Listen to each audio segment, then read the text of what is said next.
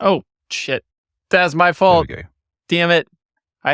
Aaron called me right before we started and I muted this because I was in the middle of that call and then I didn't. Oh my God. Hey. Hey, my bad. Oh, hello. Hi. You are car bound. Carbound, yeah. Are you done? Not feeling 100% this morning. Do you want to skip? I'll give it a go. Only Okay. mild fever. Oh, How are you? just the same amount of stress as normal, but literally like a minute before we started this, Erin calls me and she goes, our Subaru is dead and the coolant cap is Oh, open for some reason. And I was like, did somebody break in and steal the coolant? Like, and kill the battery? And like nothing else is wrong. So we were just going through that right before you started. yeah. That's why I muted my microphone because I was like, this is weird. I don't know what's happening. But Oh, not, bugger. not the other world. Charge the battery. Mm. You aren't feeling well though. That sounds rough. I came home yesterday, Arvo, because I had a sick kid throwing up, and I don't know if I've caught what he had or what. Not feeling too crash. Mm. Morning. On our last day of work. Oh man. Yeah. I wondered if you were just done. That was my first gut feeling Yeah, for the year. just at home. I was like, oh, Pajamas on. yeah. End of the year. Things are just weird. What's news? Did you get a new printer already? Yeah. It came in 9 days. Super fast. Wow. Which it was supposed to come at the end of December. And then it was like before that even. I mean, I guess we're close to the end of December. But yeah, the Bamboo X1C is printing. And I can watch it from the Awesome. slicer software, which they call Studio. So I'm watching that right now as it's printing and it like tells me which filament it's using from the little AMS thing and how much time and does time lapses and stuff. So it's been impressive. This is the first thing. You probably Awesome. won't be able to see it worth a crap. Little PLA benchy, as they call it, the little boat printed in Yeah. 17 The boat. minutes. Yeah. Sounds pretty good. Yeah. Yeah, it's been good. The first dust boot yesterday had some issues with the first print, and I changed a couple settings closer to the Prusa filament settings on Prusa Slicer, and it's been solid since then. So just had to Fantastic. kind of And you can dial. get two on there, I see. Yeah, I didn't even really think about that when we first bought it. And then I was looking at it, I was like, well, it's a little more square.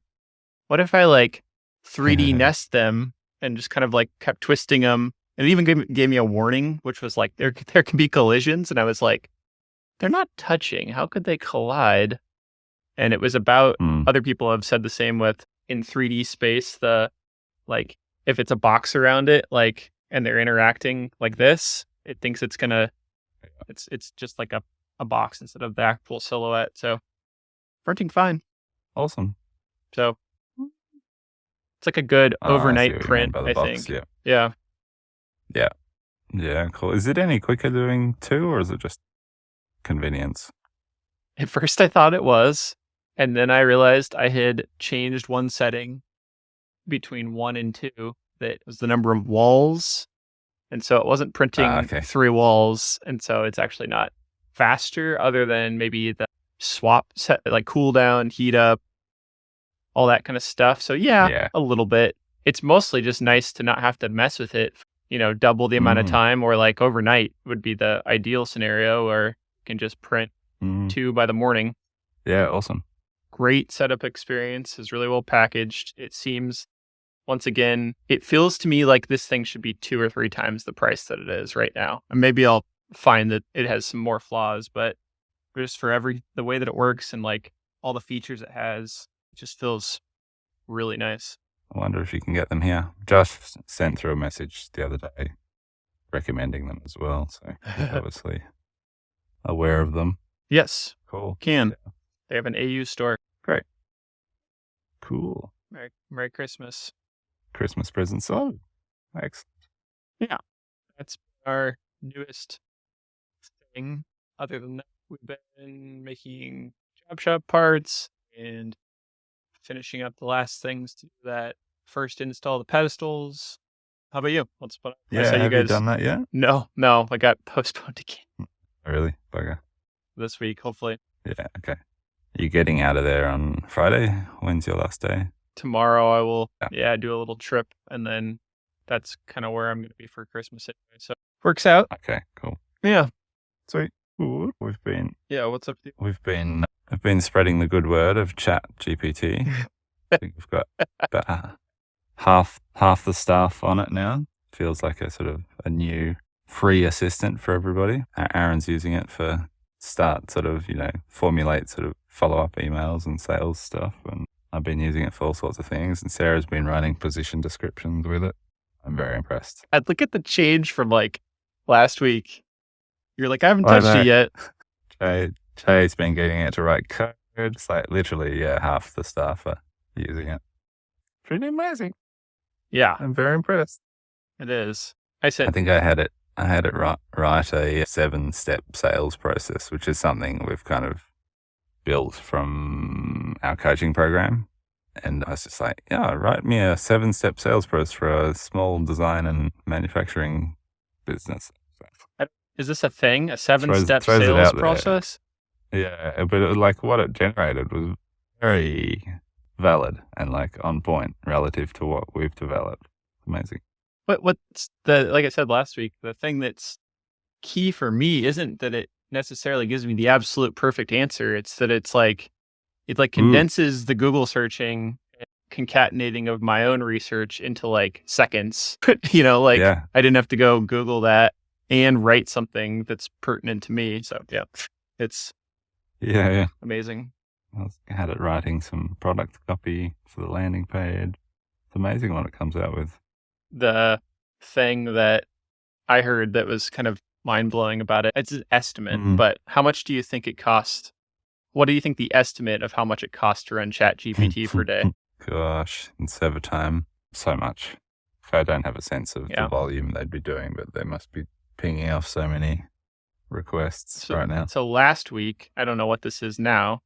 I assume it's continuing to grow if you just look at your company's growth and use. It was in the last week. The estimate was $3 million a day of cost for server time of AWS server. And I bet that's grown. So the joke, this was from the verge.com, was that they're just literally lighting VC money on fire right now. It's like they don't have any income from it at all. It's just experimental. It's amazing. Oh, you sent me that video of the OpenAI guy talking about how they don't know where they'll get revenue from, and that they're just going to let the robots decide. It's like they're going to ask the AI how to make money for itself. Perfect. Fantastic. I think I dreamt about, I had sort of weird fever dreams all night, feeling a bit off color.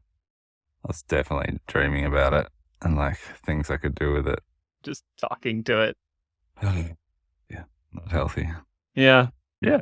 I've been playing that game and just kind of wrapping up everything for the week. Everyone's pretty tired, but the mood is good energy in the workshop. And final day today, which is supposed to be a lean day. So just workshop improvements, and I'm supposed to be shooting video, but we'll see. I don't currently feel like I'm going to get to work at all. Sure. Might stay home. I don't want to give everyone some weird sickness the day before they holiday. There's your sickness. Happy holiday. Yeah. Happy holidays. Yeah. I've written obscure notes to myself in Airtable now. In my current state, I don't really know what they mean at all. I was trying to ask you without just reading what they were, but I couldn't figure out what internal promotional activities meant.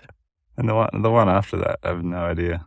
But in good news, we've finally been designing a enclosure for the pencil shop. It's been over a year that we've been running it pretty much naked with, various forms of dust collection at times. But one of the jobs for the lean day today was to get an enclosure happening. So Josh has been drawing it up the last few days. It was funny. It just looks, I think I sent you a photo. It looks like a mill now, that box on it.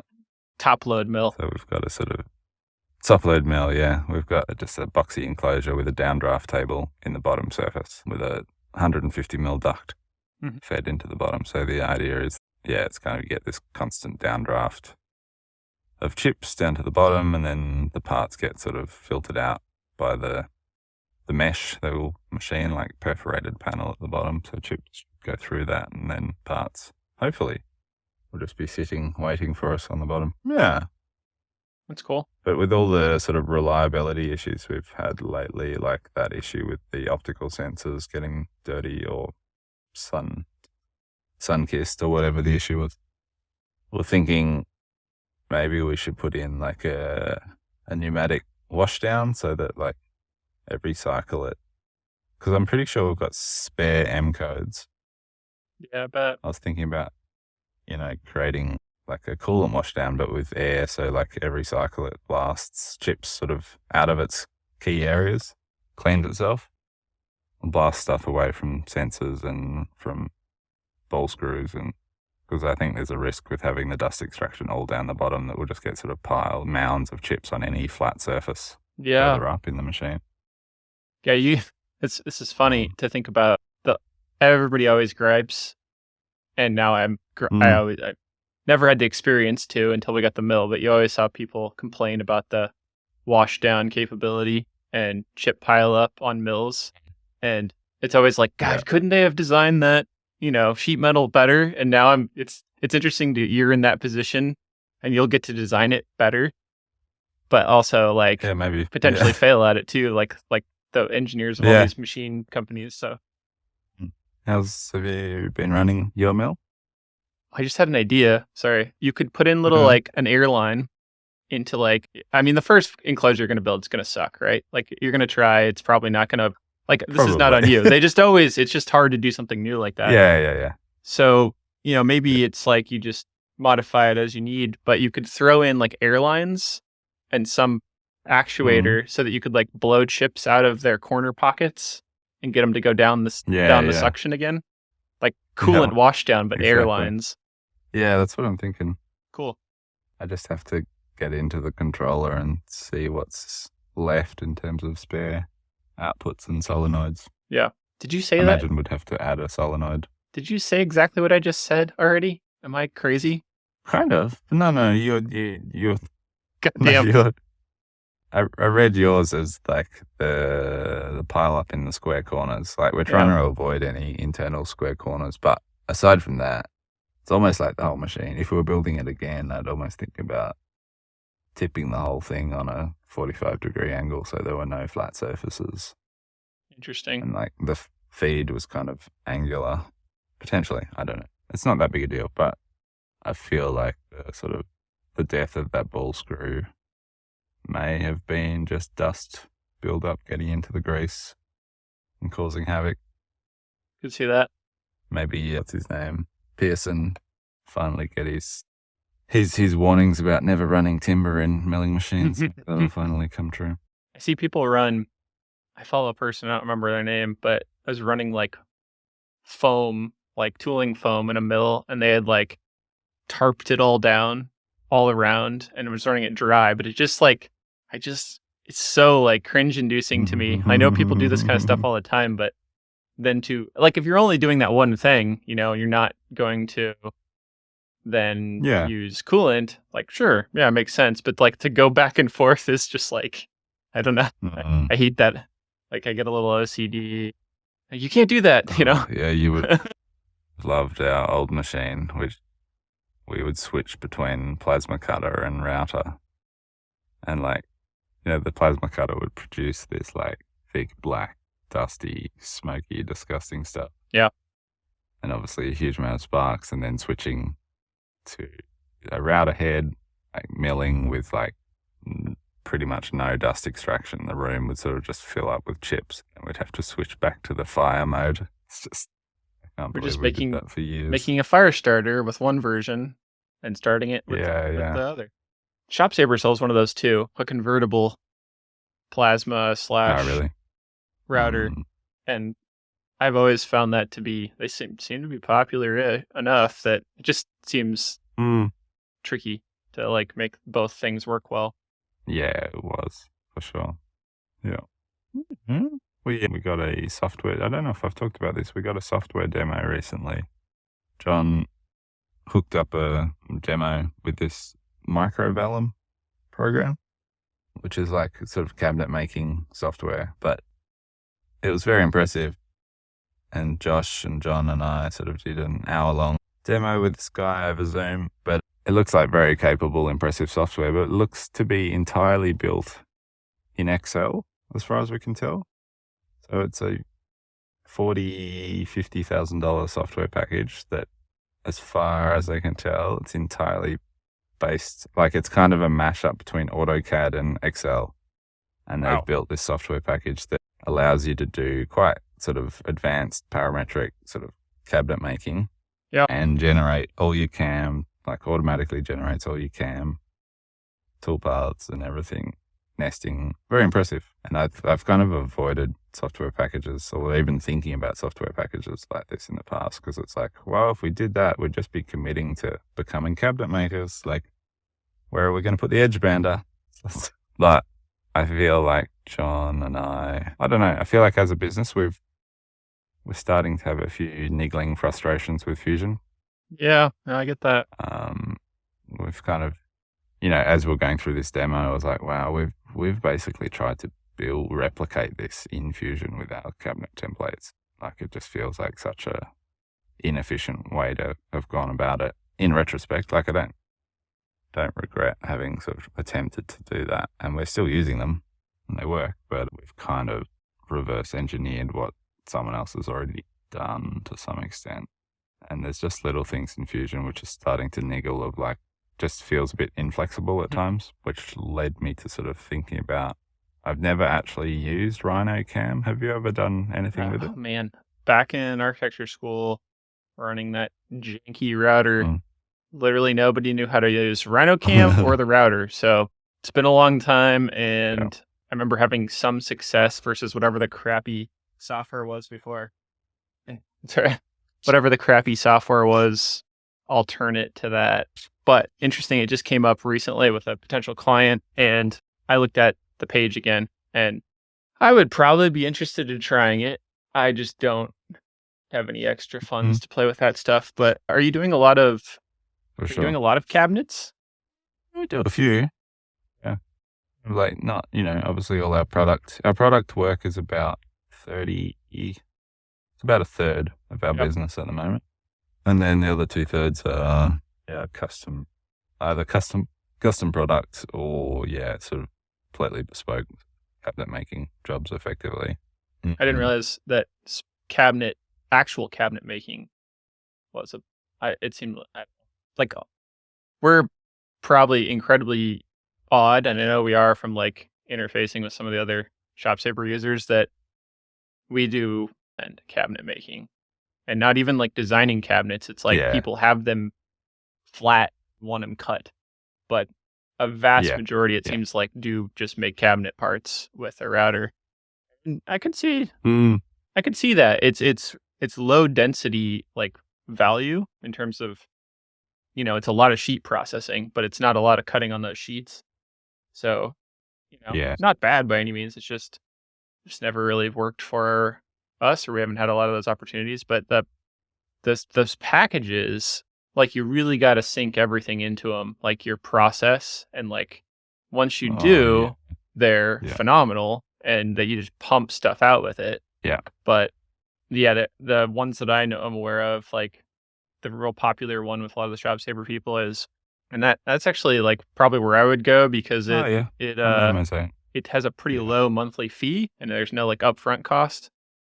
And that's appealing to me, considering if I was ever going to go that way, I wouldn't want to like spend 10 grand on it when I don't even know if I like it, if it's going to work for us, if we're going to do this business. So I've got a friend who was using Zach and had good things to say about it. It looks, at the time I was like, whoa, what is this weird mashup of software? Like, it's kind of SketchUp and something hacked together. But it does look quite, I do get a bit of a kick from cabinet making. Like, it can be fun work, kind of satisfying work. I guess when we're used to cutting plywood all the time, whenever we get to throw some like melamine chipboard on the machine, it just feels like so easy and flat, and it's like a dream to machine. Cutting. Oh, that took 4 minutes to cut. Yeah. Max out the feed rates. But I've always been intrigued Yeah. by RhinoCam, and I'd love to get an opportunity to sit down with someone who's good at it, because it's like, we love Rhino. Rhino's a fantastic tool. So if you could sort of capitalize on that workflow for Cam as well, that's Yeah. attractive. I showed you also this similar as this same client, potential client, has these some of the most heavy mesh files I've ever seen. Like one of them had almost 4 million Mhm. and I'd never seen, I can't even believe my computer would open the file. It had 2 multi-million mesh faces, different layers, so that I think that's what let Wow. it work. But even trying to reduce the faces, it like basically crashes my Mac Rhino, which obviously the Windows version could be better. But this client was saying that they've had some experience with RhinoCam, that it can handle those kind of meshes. And I was thinking, Mm. like, I don't know. Sure, maybe, but like, is Fusion just that incapable of handling with that kind of like complexity? I mean, millions of anything is hard for most software to Yeah. handle. So I don't know. I don't have an answer there, but I was a little curious. I was like, man, I would be interested to see how well RhinoCam could set up Cam on this ridiculously complex surface. Mm. So you're trying to get those into Fusion? I did do that, and you know how you like hover over Mm. complex things and it just basically locks up the software? I did that. I mean, I got out of it, took a bit, but I've previously, I didn't do it. Somebody used to work here, knew a little bit about Blender, and reduced a model we needed that was 500,000 faces down to like 50,000, and we Mm. could then put it into Fusion and use it. But I don't know that process, so I've been playing with Blender a little bit. But I figured out how to add modifiers, which are to produce those qualities. But I can't figure out how to like make them output that. I don't know. Just feel old and confused. Porting in Airtable. Ah, that's what that is. Yeah. Just remembering what one of my notes is. We use Zero projects at the moment for our sort of Mhm. job reporting. Like what was quoted, how much time did Yep. we spend doing it? And like, so everyone has Zero projects on their phone and basically uses it as a timesheet, and that project data gets stored and then reviewed. But since we've been quoting in Airtable, we've had this kind of disconnect where all of our quoting data is locked up in the quoting table in Airtable, and we can obviously go in there and access it. But you kind of got to put Zero projects side by side Oh, by Airtable and try and work out which, spot the difference of like, cool, so we spent 3 hours on machining, and scroll through Airtable and find like the machining breakdown of like how many hours were quoted. So for a while now, Sarah and I've been have wanted to convert our time reporting process to Airtable, so it's all in the hmm same place. And we've been trying to work out how to do that. And we've finally got a draft sort of up and running where it basically replicates the quote in Airtable, duplicate all the cells, sort of the key Yep. cells from that quote, and then puts it in an interface, so that the idea being that we'll have an interface where you can, like, as you're running through a job, you can very clearly see, cool, Jem or Aaron has quoted, 2 hours for sanding this project, and like as I'm putting my report data in, it's like you've got what was quoted and what was Yes. actually done all in the same sort of platform, hmm same screen. So that's, looking promising. It'd be good. Yeah. And for a while now, I've wanted to get people, just away from their phones more too. Like, we don't have an Mm. issue with that by any means, but just the fact that you have to check your phone so many times per day to Other reasons plug to, in your time yeah. as you're working, it's just like, it'd be nice to, because that doesn't work for everybody either. Some people struggle with Zero projects, and whereas this new system will kind of allow us to be a bit more flexible in terms of how people track their time. So like, an app might work for one person, but another person will just want to record their time throughout the day in a notebook, Yeah. and then get to the end of the day and pull up this interface of the jobs they were working on and plug in their Is it time. pretty easy So then it's to looking promising. like Like, is it tracking then each person's time against a project? No, that's where it Yeah. gets tricky too. It's like Like, cumulative. yeah, multiple users. Interesting. Yeah. I haven't quite worked out how to do that bit of it yet. With our systems hitting their limits lately. Airtable. Yeah. Interesting. Yeah. Yet seen Airtable really Yeah. slow you down or get too bogged down. Like when we open our quoting table, it does take a second to load. Yeah, I do wonder that sometimes. Like, are we going to run into a spot where we have to start like offloading or archiving data to keep it functional? But I've definitely hit that a few times in different ways. It's a whole other conversation with Fusion, just file sizes and complexity of files. And yeah. I had a surprise, I think it was sometime last week.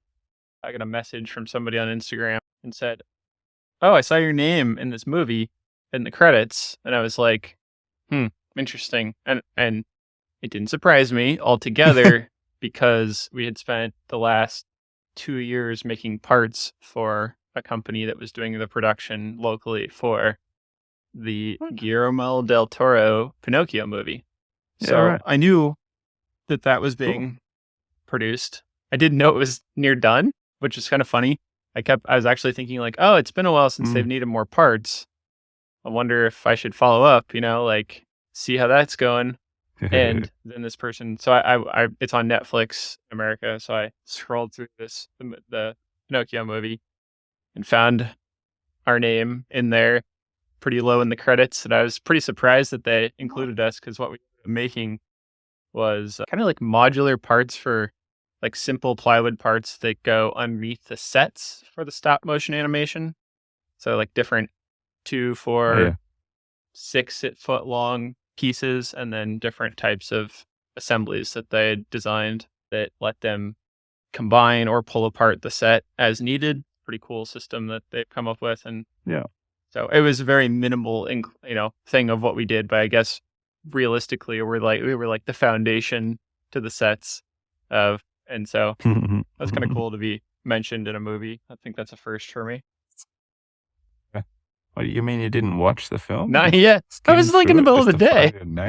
I was just like, is this real? Is it really there? Right. Gotcha. And was it PDX Both. or your name listed? Both. Yeah. Both. Yeah. It was nice. Cool. I'm sure they didn't have to do that. So it was nice of them to do that. This is why you should always watch all the way through. What? Through. Yeah.